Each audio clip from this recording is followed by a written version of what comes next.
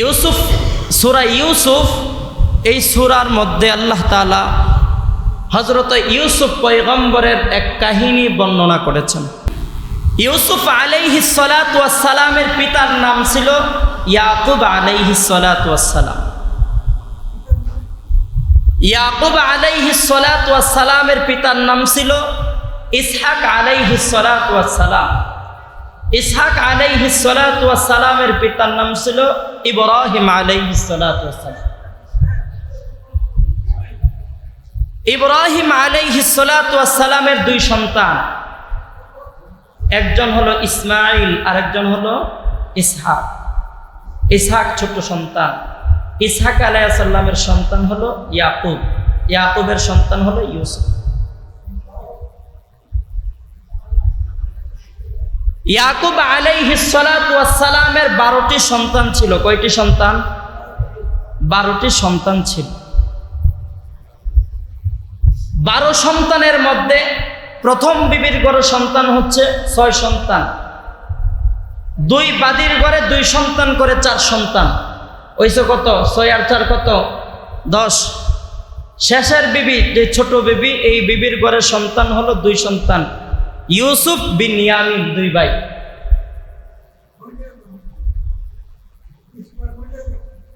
ইউসুফ বিনয়ামিন, কথা বললেন না, শুনেন, ভুল হইলে বলবেন, ভুল হয় নাই। তো ইউসুফ বিনয়ামিন এক মার ঘরের 2 ভাই, এক মার ঘরের 2 ভাই। বাকি আরো যারা সৎ ভাই তারা কতজন? 10 জন। কতজন? 10 জন। মোট কতজন হইছে? 12 জন। ইয়াকুব আলাইহিস সালাতু ওয়াস সালামের মোট সন্তান ছিল 12 জন। কতজন? 12 জন সন্তান। আজকে আমরা যে সূরা থেকে শুনবো, এই সূরার মধ্যে 12 ভাই এর সম্পূর্ণ কথা আল্লাহ রাব্বুল আলামিন ঢুকায় দিয়েছেন। জুড়ে বলেন সুবহানাল্লাহ। আল্লাহ বলেন আলিফ লাম রা। সকল মুহাদ্দিসিন ইকরাম, মুফাসসিরগণ এই আলিফ লাম রার অর্থ কেউ জানেন না, সকলে আল্লাহু আ'লামু বিমুরাদি বলেছেন, সকল তাফসীরকারগণ। এর অর্থ একমাত্র জানেন কে? আল্লাহ, আর কেউ জানেন না। এরপর আল্লাহ বলেন তিলকা আয়াতুল কিতাবিল মুবিন। আল্লাহ বলেন যে এই কিতাবের মধ্যে যা আয়াতগুলো আছে সবগুলো একেবারে সুস্পষ্ট কোরআনের আয়াত। সুবহানাল্লাহ বলেন। যতগুলো আয়াত আছে সমস্ত আয়াতগুলো কোরআনের। কার তরফ থেকে নাজিল হইছে? আল্লাহ পাকের তরফ থেকে। ইন্না আনজালনাহু কুরআনান আরাবিয়্যান লাআল্লাকুম তাকিলুন। আল্লাহ বলেন আমি একে আরবি ভাষায় কোরআন রূপে অবতীর্ণ করেছি যাতে করে তোমরা বুঝতে পারো। যাতে করে তোমরা বুঝতে পারো মানে এই সূরার মধ্যে যে ঘটনা বর্ণিত হয়েছে ইউসুফ আলাইহিস সালাতু ওয়াস সালামের, ইউসুফ আলাইহিস সালাতু ওয়াস সালামের গ্রামের নাম ছিল কেনান। কি? কেনান। ওই কেনানের ভাষা ছিল হিব্রু ভাষা। কি ভাষা? হিব্রু ভাষা। আমাদের নবীকে সৃষ্টি করেছেন আল্লাহ কোথায়? মক্কায়। কোথায়? মক্কায়। মক্কায় হলো আরবি ভাষা। এখন যদি হিব্রু ভাষা আরবদের সামনে বলে, আরবরা কি বুঝবে? কথা কই না, বুঝবে? বুঝবে না। এজন্য আল্লাহ কোরআনকে আরবি ভাষায় নাজিল করছে যাতে করে আরবিরা সকলে বুঝে। সুবহানাল্লাহ। আল্লাহ বলেন নাহনু নাকুসু আলাইকা আহসানাল কাসাসি বিমা আওহাইনা ইলাইকা হাযাল কুরআন ওয়া ইন কুনতা মিন ক্বাবলিহি লামিনাল গাফিলিন। আল্লাহ বলেন হে নবী, আমি ওহির মাধ্যমে এই কোরআন তোমার কাছে পাঠিয়েছি। এর মাধ্যমে তোমাকে এক উৎকৃষ্টতম সুন্দর ঘটনা শোনাচ্ছি, যদিও তুমি এর আগে সম্পর্কে, এই ঘটনা সম্পর্কে বিলকুল কিছুই জানতে। আল্লাহ নবী আল্লাহ তাআলা যতদিন পর্যন্ত এই ঘটনাগুলা ওহীর মাধ্যমে না জানাইতেন, জানছেন? জানেন নাই। জানছেন? জানেন নাই। আল্লাহ নবীজি সাল্লাল্লাহু আলাইহি ওয়াসাল্লামের সামনে এক ইহুদি আয়েশা বলতেছে, মক্কার মধ্যে, মক্কা যখনই দাওয়াত চলাকালীন, তখন তো চাইতো কাফেররা যাতে করে মুহাম্মদকে আমরা আটকাই দিতে পারি, মুহাম্মদকে কি করতে পারি? আটকাই দিতে পারি, লজ্জায় ফেলাইতে পারি, শরমে ফেলাইতে পারি।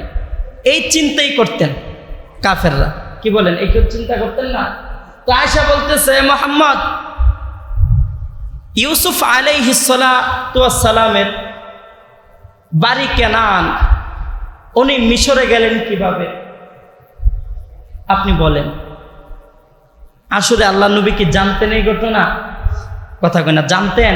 জানতেন না। যাতে করে ওনাকে আটকায়া তাদের সামনে শরম দিতে পারে, এই উদ্দেশ্যে প্রশ্ন করা।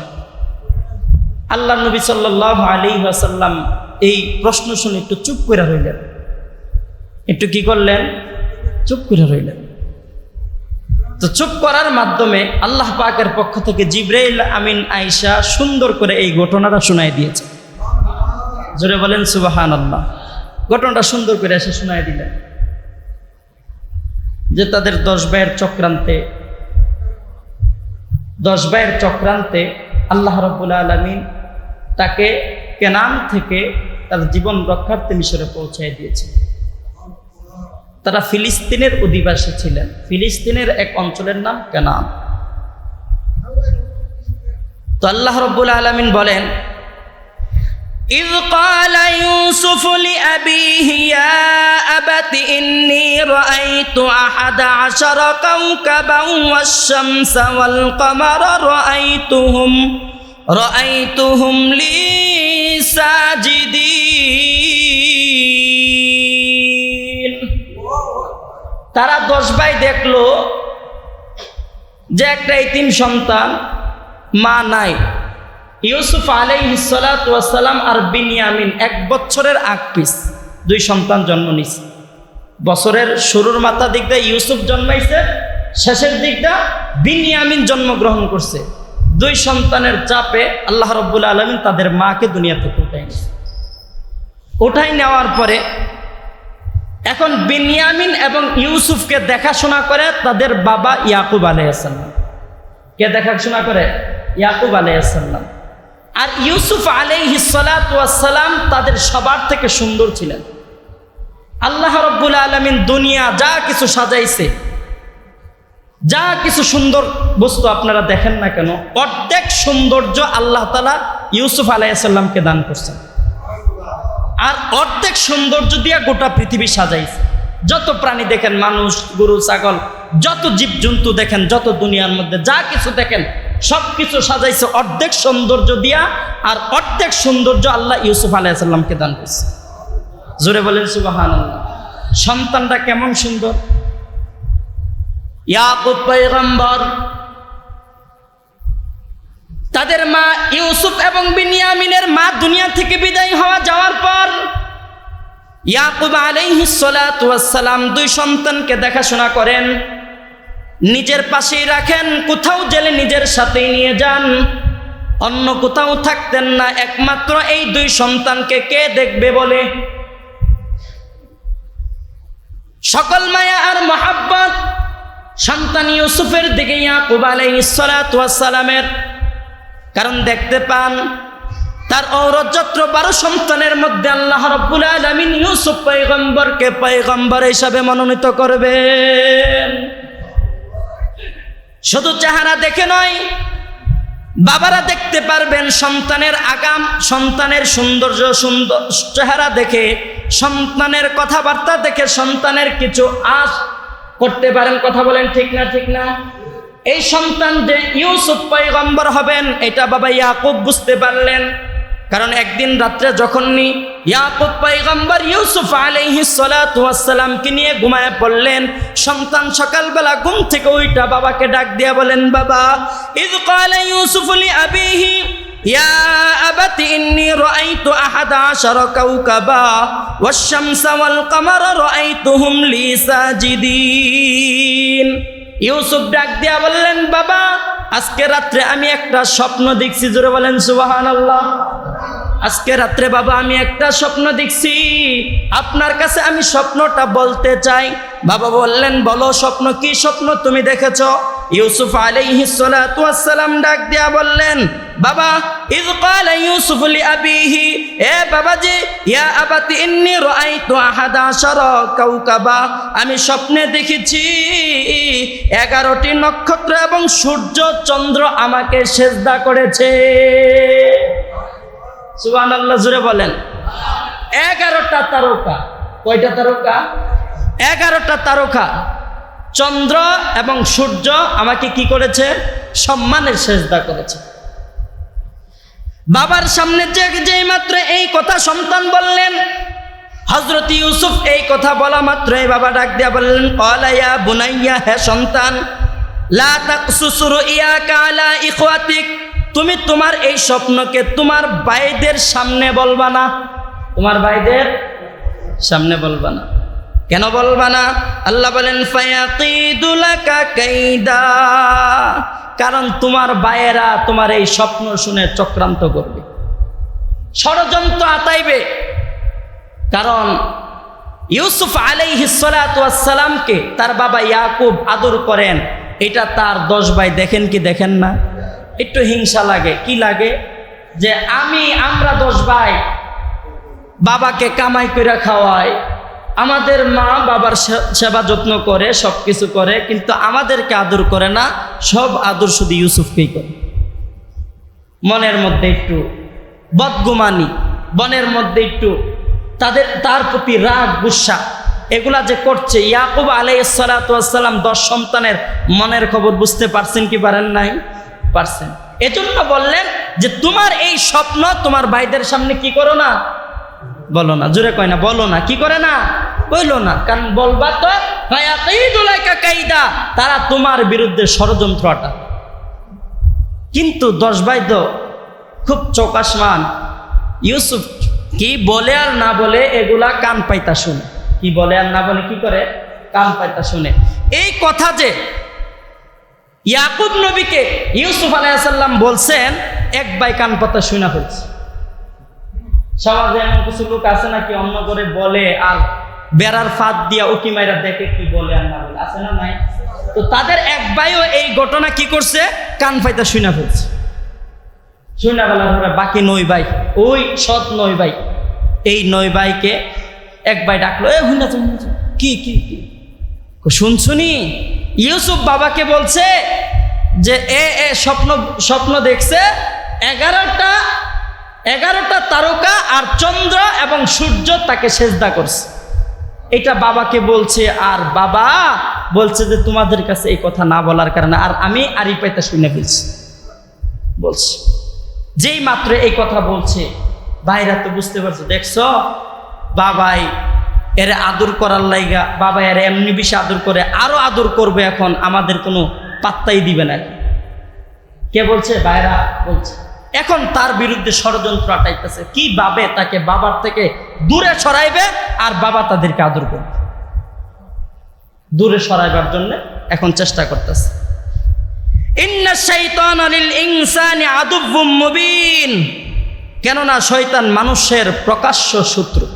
তাদের মনের মধ্যে শয়তানি শিখাই দিতেছে কিভাবে কি করবে, ইউসুফকে দূরে সরাবে, শয়তানি শিখাই দিতেছে। এখন কথাবার্তা বলতে বলতে এক পর্যায়ে তারা ইউসুফ ওয়ায়ুতিম্মু নি'মাতাহু আলাইকা ওয়া আলা আলি ইয়াকুব কামা আতাম্মাহা আলা আবওয়াইকা মিন ক্বাবলু ইব্রাহিম ওয়া ইসহাক ইন্না রাব্বাকা আলীমুন হাকীম। বাবা ইউসুফকে বলতেছে, বাবা তুমি এই স্বপ্ন কিন্তু তোমার ভাইদের সামনে বলবা না। পর্যায়ক্রমে আবার বাবা তাকে নসিহত করতেছে, কেননা প্রতিপালক তোমাকে মনোনীত করবেন এবং তোমাকে সকল কথার সঠিক বুদ্ধিমত্তার শিক্ষা আল্লাহ তাআলা দান করবেন। মনোনীত করবেন মানে ইব্রাহিম ইসহাক যেইভাবে আল্লাহ তাআলা যেইভাবে তাদেরকে নবী হিসাবে মনোনীত করছেন, তোমাকেও নবী হিসাবে মনোনীত করবেন। সুবহানাল্লাহ। তোমাকেও নবী হিসেবে কি করবেন? মনোনীত করবেন। অতএব এই স্বপ্ন কিন্তু তোমার ভাইদের সামনে তুমি বলিও না, তোমার ভাইদের সামনে কি করিও না, বলিও না। এবং সকল তাবির, স্বপ্নের ব্যাখ্যার জ্ঞান আল্লাহ তোমাকে দান করবে। সুবহানাল্লাহ বলেন। ইতিপূর্বে তিনি পূর্ণ করেছিলেন তোমার পিতৃদয় ইব্রাহিম ও ইসহাকের প্রতি। নিশ্চয়ই তোমার প্রতিপালক সর্বজ্ঞ প্রজ্ঞাময়। সব কিছুর খবর জানেন কে? জোরে বলেন, কে জানেন? আল্লাহ বলেন, লাকাদ কানা ফি ইউসুফ ওয়া ইখওয়াতিহি আয়াতুল লিসাইলিন। প্রতিপক্ষে যারা তোমার কাছে এ ঘটনা জিজ্ঞেস করছে তাদের জন্য ইউসুফ ও তার ভাইদের ঘটনা থেকে বহু নিদর্শন রয়েছে। আল্লাহ নবীকে আল্লাহ তাআলা বলতেছে, যারা ইউসুফ পয়গম্বরের এই ঘটনা আপনার কাছে জিজ্ঞেস করছে তাদের জন্য এবং আপনার জন্য এই ঘটনা থেকে বহু নিদর্শন রয়েছে। সুবহানাল্লাহ বলেন। এই ঘটনা যেই বলবে, কোরআনের এই ঘটনা যেই বলবে, সবার জন্য এই ঘটনা থেকে শিক্ষা আছে না নাই? মনে রাখবেন, একজন সুপুরুষ যদি কেউ হতে চায় তাহলে সূরা ইউসুফ থেকে শুনে ভালো করে আমল করলে হওয়া যায়। একজন ভাগ্যবান লোক যদি হতে চায় এই ইউসুফ থেকে, সূরা ইউসুফ থেকে আলোচনা শুনলে সে হতে পারবে। রাজনীতি সব কিছু এই সূরা ইউসুফের মধ্যে আল্লাহ তাআলা ঢুকাই দিয়েছেন। সুবহানাল্লাহ বলেন।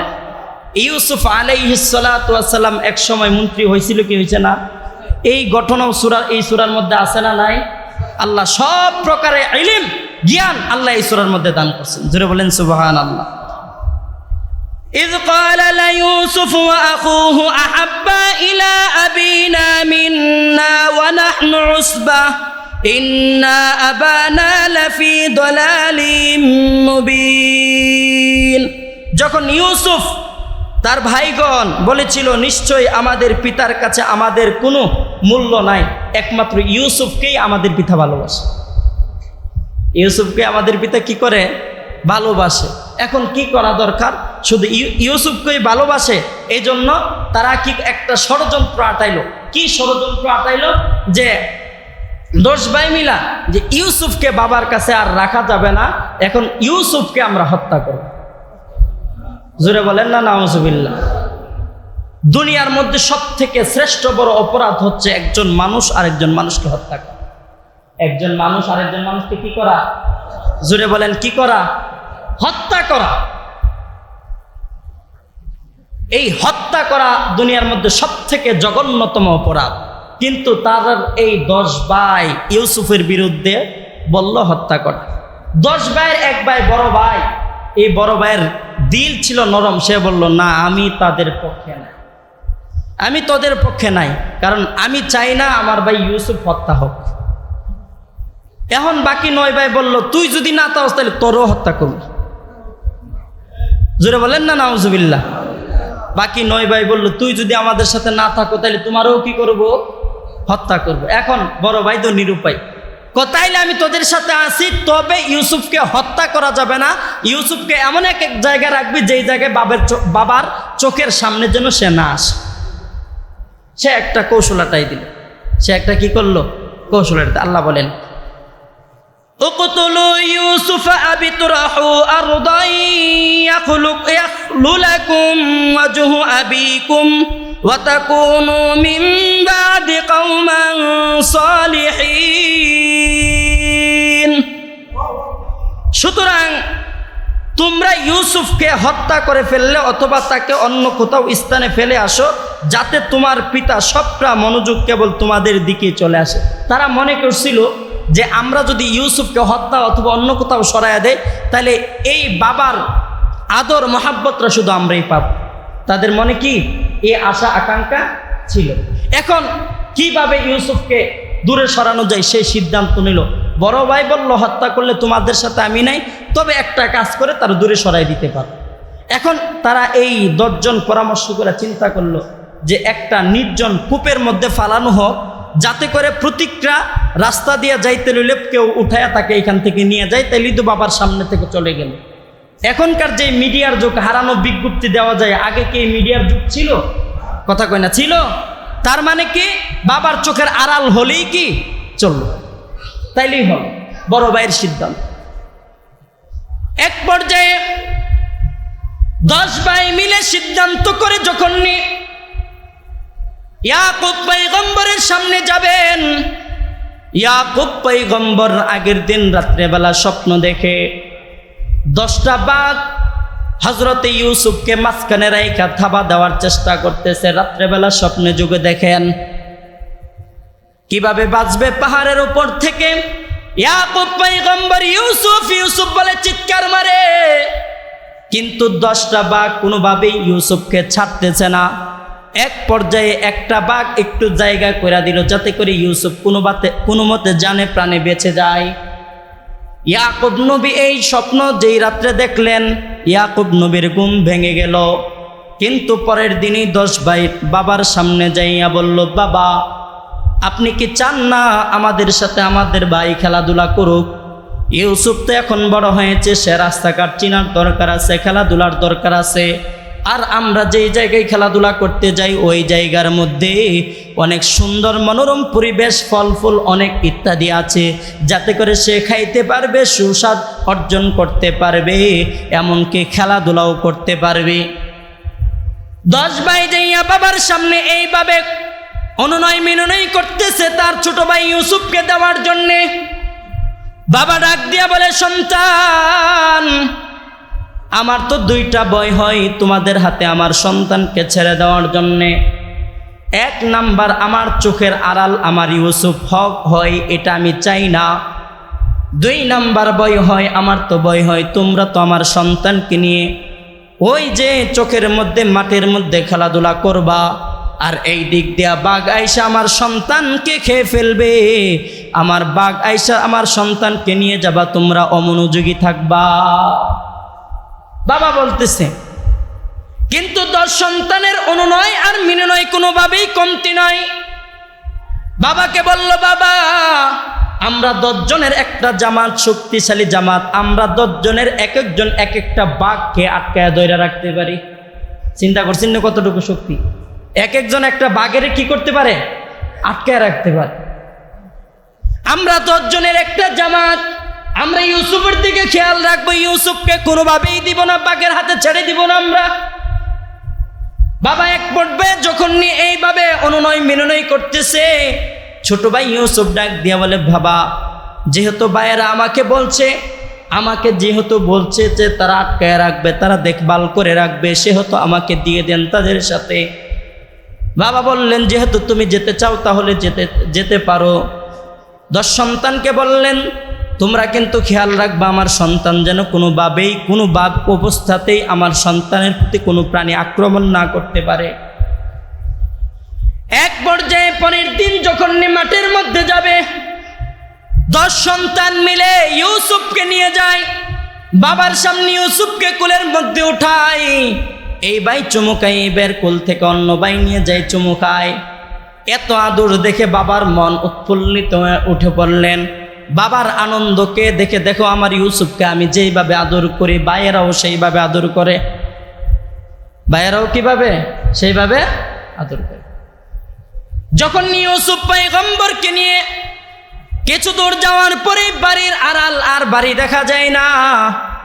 এক ভাই ইউসুফ পয়গম্বরকে কাঁধ থেকে ইটাল দিয়া মাটির মধ্যে ফেলাই দিছে, নাউজুবিল্লাহ বলবেন না। আরেক ভাই মেজো ভাই 1 লাত মারছে, আরেক ভাইয়ের কাছে যায় পড়ছে।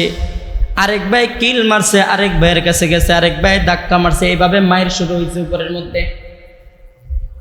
ইউসুফ পয়গম্বর ডাক দিয়ে বলতেছেন, ভাইয়েরা আমার, বাবার সামনে এত অনুনয় বিনয় করে আমাকে আনছো, এখন কেন আমাকে মারতেছো? এখন কেন আমার উপরে হাত উঠাইছো? ইউসুফ পয়গম্বর যেই মাত্র এই কথা বলছেন, ভাইয়েরা বলছে, আরে ওইটা তো অভিনয় ছিল, এখন তো আর অভিনয় নয়, এখন তোকে তো আমরা মারার জন্য এখানে আনছি। জোরে বলেন নাউজুবিল্লাহ।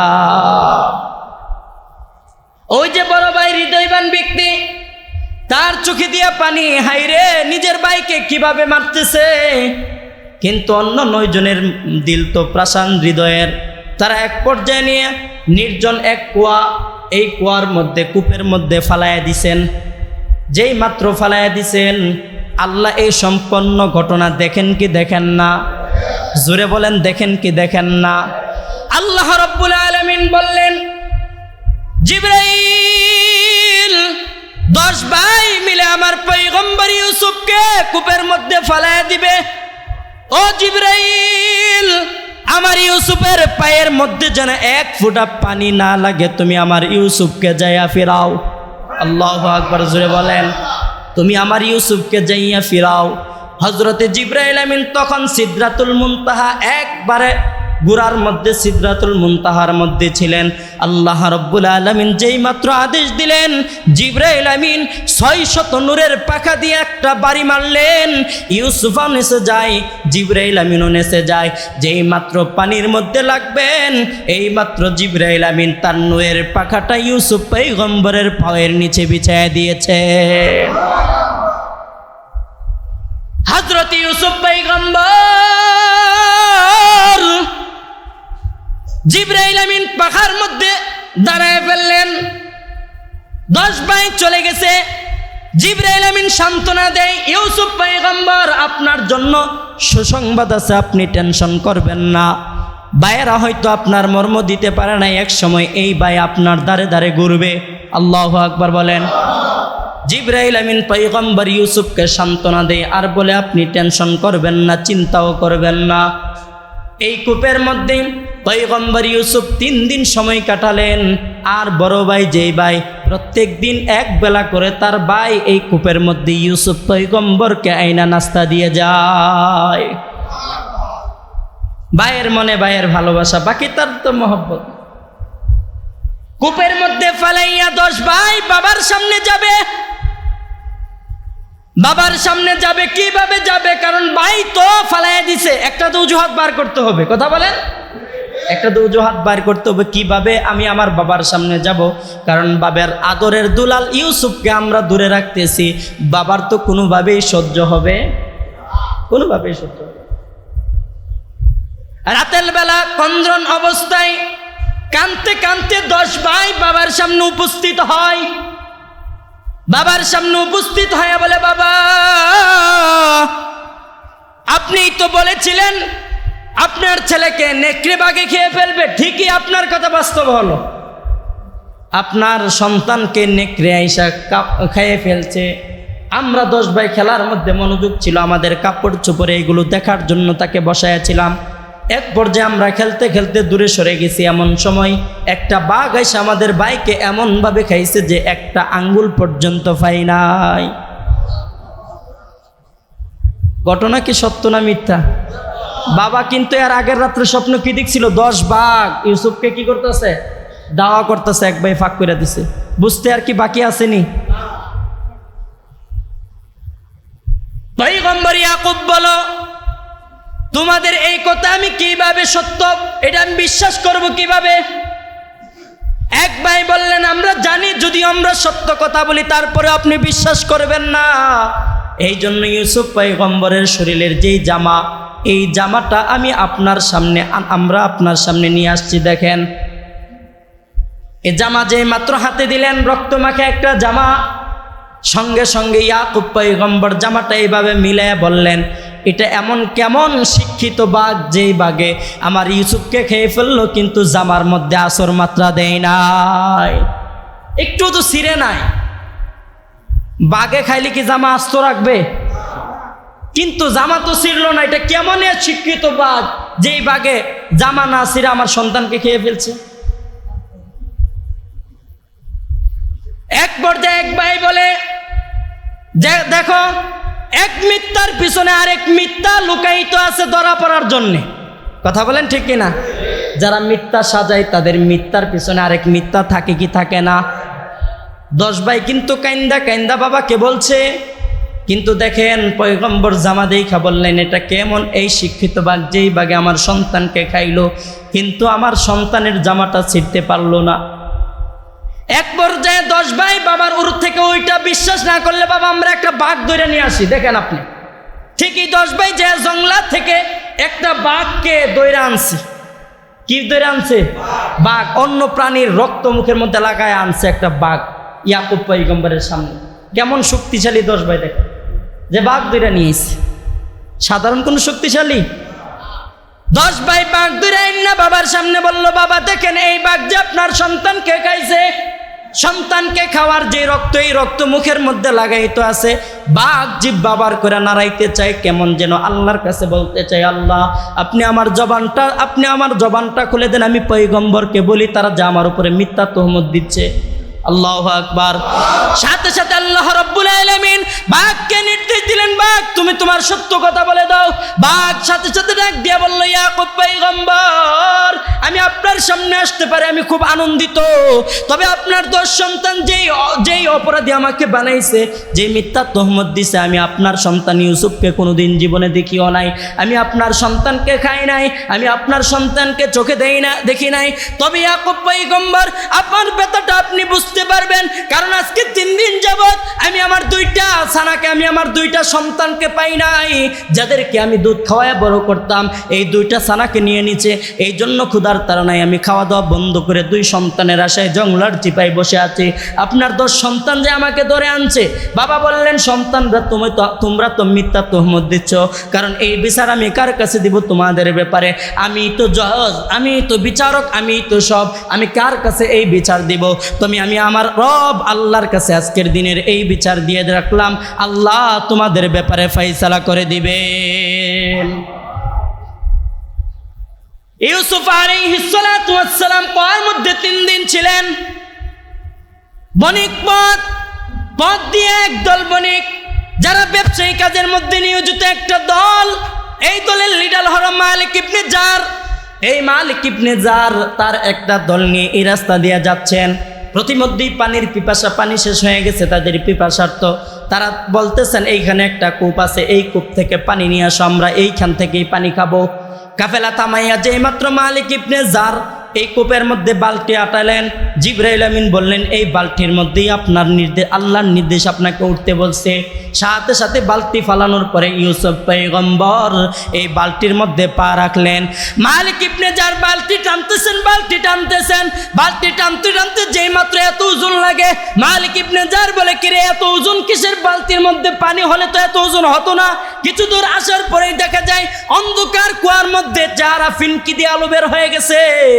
মালিক ইবনে জার বলে, কিরে এই কুয়ার মধ্যে আলো করতে? ভালো করে নজর দিয়ে তাকায় দেখে এই কুয়ার মধ্যে এক সুশ্রী সুন্দর এক যুবক দেখা যায়। জোরে বলেন সুবহানাল্লাহ। মালিক ইবনে জার এলাকার সমস্ত প্রকার তার সাথী বর্গদেরকে ডাক দিয়া বলল, দেখো দেখো কত সুন্দর এক যুবক এই কুয়া থেকে উঠেছে, সুন্দর এক যুবক উঠেছে। মালিক ইবনে জার এই যুবকটাকে সুন্দর করে আড়াল করে ফেলছেন। মালটাল যেভাবে বস্তা দিয়ে ডেকে ফেলে, ইউসুফ পয়গম্বরকে বস্তা দিয়ে ডেকে ফেলছে। কারণ জিবরাইলের নির্দেশ, ইউসুফ তোমাকে ডাকবে, তুমি কোনো শব্দ করবা না। কিছু দূর পরে ওই যে বড় ভাই খাবার নিয়ে যাওয়ার পরে দেখতেছে এই কুয়ার মধ্যে আর ইউসুফকে দেখা যায় না। কুয়ার মধ্যে ইউসুফকে দেখা যায় না। বড় ভাই ডাকে, এ ভাইরা আমার, ইউসুফকে তো দেখা যায় না, ইউসুফকে কে নিয়ে গেল? হাঁটতে হাঁটতে চলতে চলতে দেখে যাইয়া ওই মালিক ইবনে জারের উটের পিছনে ইউসুফকে দেখা যায়। 10 ভাই যায় আটকাইলেন, বড় কাফেলাকে আটকাইলেন, তোমরা থামো থামো, কে আমাদের গুলামকে, বাইকে গুলাম বানায় ফেলছে। বলে, গুলামকে কেন নিয়ে যাও? বলে, আমরা কুয়া থেকে উঠাইছি। বলে, তাইলে তোমরা নিয়ে যাও। বলে, না না, আমাদের নেওয়ার দরকার নাই। যে ভাই কুয়া ফেলাইছে, ভাই কি নিয়ে যাবে? বলে, না না, আমাদের নেওয়ার দরকার নাই, তবে তার বিনিময়ে কিছু টাকা আমাদেরকে দিয়ে দাও, কিছু টাকা দিয়ে দাও, আমরা গুলামকে বিক্রি করে ফেলবো, এ ফলায়া জায়গা, এ হারায়া জায়গা, এ আমাদের কাজ করতে চাই না। ভাইয়ের ব্যাপারে নালিশ দিয়ে যখন নিয়ে এই কথা বললেন, ইউসুফ পয়গম্বর চুপ রইলেন। ওই দিক দিয়ে মালিক ইবনে জার অল্প কিছু টাকার বিনিময়, অল্প কিছু টাকার কথা কোরআনের মধ্যে উল্লেখ আছে। কারণ পূর্বেকার নিয়ম ছিল 40 টাকার ইবাদত, 40 টাকার নিচে যদি হয় তাহলে গণনা চলতো, আর 40 টাকার উপরে হলেই গণনা চলতো না। ওই সময় পাল্লার মাপ চলতো, টাকাকে ওজন দেওয়া হতো। অল্প কিছু টাকার বিনিময় 40 টাকার নিচে হযরত পয়গম্বর ইউসুফকে বিক্রি করে দিছে। ইউসুফ পয়গম্বরকে কি করছে? বায়েরা বিক্রি করে দিছে। না হয় যে জিনিস কিনে নেওয়া হয় ওই জিনিসের মূল্য থাকে, কথা বলেন ঠিক কিনা? আর যে জিনিস এমনিতেই পেয়ে ফেলে ওই জিনিসের কোনো মূল্য থাকে না। ইউসুফ পয়গম্বরকে মালিক ইবনে জারের কাছে বিক্রি করে দেওয়ার পর মালিক ইবনে জার ইউসুফ পয়গম্বরকে নিয়ে মিশরে চলে গেলেন। কোথায় চলে গেছেন? মিশরে চলে গেছেন। এই দিক দিয়ে ইয়াকুব পয়গম্বর সন্তানের জন্য কাঁদতে কাঁদতে বেহুশ। কারণ ইয়াকুব পয়গম্বর দেখতেছেন আমার ঔরজাত সন্তানের মধ্য থেকে ইউসুফ পয়গম্বর, ইউসুফ সন্তানটাই নবী হবে, আর বনি ইসরায়েলের শত শত লক্ষ লক্ষ নবী আসবে ইউসুফ পয়গম্বরের ঔরসে। আর ইউসুফ পয়গম্বরের ঔরসে নবী আসবেন, না হয় নবীর দ্বারা বন্ধ হয়ে যাবে। এই চিন্তা আর এই টেনশনে ইয়াকুব নবী কাঁদতে কাঁদতে দুই চোখকে অন্ধ করে ফেলছে। হ্যাঁ রে, সন্তান কোথায়, সন্তান কোথায়? 10 সন্তান ওই দিকটা দেখতেছ। হায় রে, ইউসুফ তো বাবার কাছে থাকলেই ভালো ছিল, যেভাবে দেখা যায়। কিন্তু ইউসুফ পয়গম্বর তো তারা বিক্রি করে ফেলছে। ইউসুফ পয়গম্বরকে মিশরের বাজারে নিয়ে গেছে। মিশরের বাজারে নিয়ে এসে এরা এই মালিক ইবনে জার গোলামের বাজারের মধ্যে তৎকালীন জমে গোলামের প্রথা ছিল, গোলাম বেচা কিনা হতো। শাকসবজি যেমনি বেচা কিনা করেন দাম দর কইরা, গোলামও কি এমনি বেচা কিনা হতো। ওই মালিক ইবনে জার ইউসুফ পয়গম্বরকে সুন্দর ছোট্ট একটা বালককে একটা ঘরের মধ্যে রাখলেন।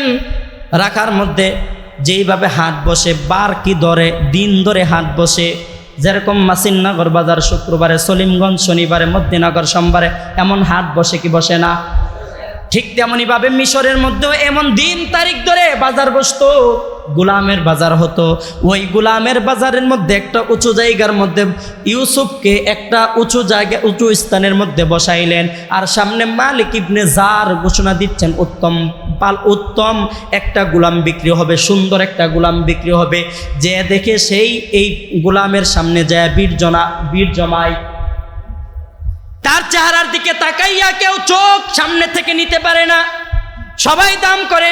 মাত্র কিনছে অল্প 40 থেকে 35 টাকার বিনিময় ইউসুফ পয়গম্বরকে কিনছে। কিন্তু মালিক ইবনে জার তাদের সামনে কোনো দাম দর করে না।